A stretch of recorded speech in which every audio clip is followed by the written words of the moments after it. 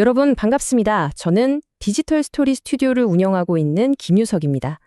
이번에는 서울 종로에 가면 있는 유명한 보신각의 이름에 대해 풀어보고자 합니다.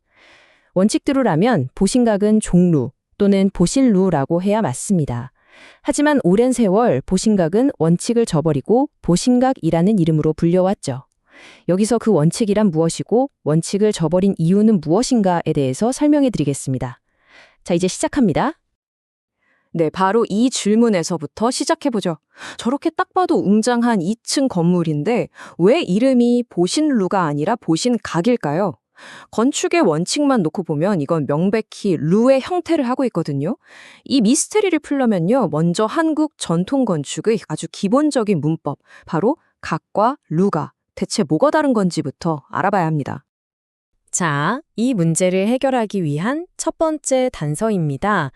각과 루의 결정적인 차이, 이걸 이해하는 게 모든 것의 시작이죠. 이 표의 핵심이 다 담겨 있습니다. 자, 왼쪽에 있는 루를 한번 보시죠. 경복궁 경회루 생각하시면 딱 맞아요. 1층은 기둥만 뻥 뚫려 있고 주된 공간은 2층 마루잖아요. 사방이 탁 트여서 경치를 즐기기 좋죠. 주로 연회를 열거나 쉬거나 아니면 군사적인 막루로도 쓰였어요. 한마디로 좀 개방적인 공간이에요. 그런데 오른쪽 각을 보면 분위기가 확 다릅니다. 창덕궁 규장각처럼 사방이 벽으로 막혀 있거나 아주 높은 기단 위에 세워져서 뭔가 위험이 느껴지죠? 여긴 아무나 드나드는 곳이 아니라 왕의 어진이나 아주 귀한 책 같은 보물들을 보관하는 격식 있고 중요한 공간이었습니다. 그래서 여기서 제일 중요한 포인트가 바로 이겁니다. 각이냐 루냐. 이걸 나누는 기준이 단순히 1층이냐 2층이냐 이런 층수 문제가 아니라는 거예요. 각도 얼마든지 2층일 수 있습니다.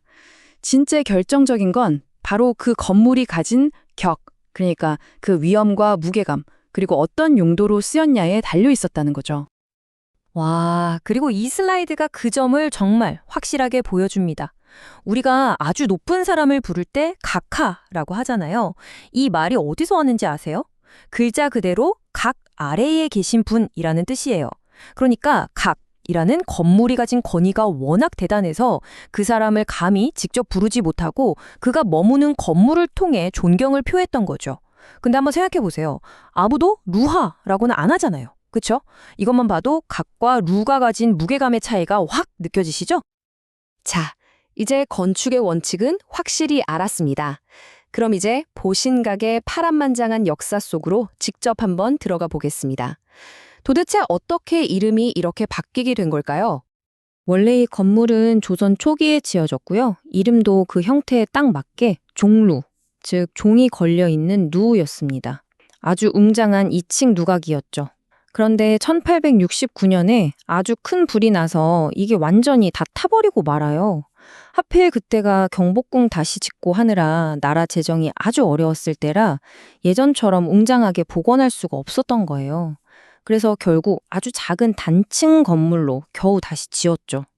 그리고 시간이 흘러 1895년 고종황제가 믿음을 널리 퍼뜨려라 하는 좋은 의미를 담아서 보신각이라는 새로운 이름을 내려줍니다. 어찌 보면 이때는 단층 건물의 형태와 각이라는 이름이 우연히 딱 맞아떨어졌던 셈이죠. 하지만 이야기는 여기서 끝나지 않습니다. 바로 이 지점에서부터 오늘날 우리가 보는 그 형태와 이름의 불일치가 시작되는 겁니다. 1979년이 되어서 정부가 보신각을 다시 짓기로 결정합니다.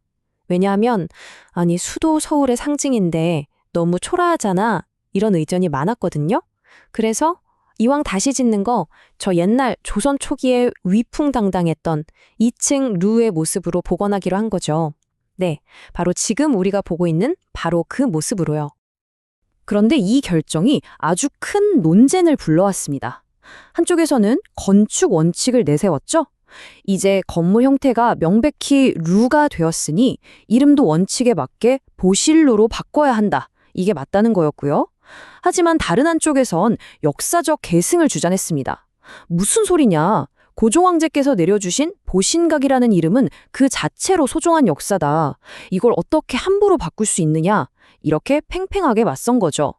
건축의 원칙과 이름이 가진 역사, 이 두 가지가 정면으로 꽝 하고 부딪힌 겁니다. 그렇다면 오늘날의 부신각은 대체 뭘까요? 그냥 원칙을 어긴 실수일까요? 아니면 여기에 또 다른 의미가 있는 걸까요? 한 자료에서는 이 상황을 이렇게 표현하더라고요. 조선 초기의 외형인 루와 조선 말기의 이름인 각이 기묘하게 동거하고 있는 결과물이다. 와, 정말 정확한 표현 아닌가요? 비유하자면 몸은 조선 초기 스타일인데 이름표는 조선 말기 것을 달고 있는 셈이죠. 결국 지금의 보신각은요, 단순히 건축적으로 틀렸다 맞다 이렇게 말할 수 있는 게 아닙니다. 화재와 재정난, 또 왕이 직접 내린 이름, 그리고 국가의 상징을 되살리려는 현대의 의지까지 한국 근현대사의 여러 혼란과 복원의 의지가 한데 뒤섞여 만들어진 아주 독특한 역사적 산물인 거죠. 말하자면 하나의 건물 안에 여러 시대의 이야기가 겹겹이 쌓여있는 그런 타임캡슐 같은 존재라고 할 수 있겠네요. 이 설명을 다 듣고 나니 우리에게 아주 흥미로운 질문 하나가 남는 것 같습니다. 건축의 원칙과 이름이 품고 있는 역사. 만약 이 둘이 서로 부딪힌다면 여러분은 무엇을 더 중요하게 생각하시겠습니까?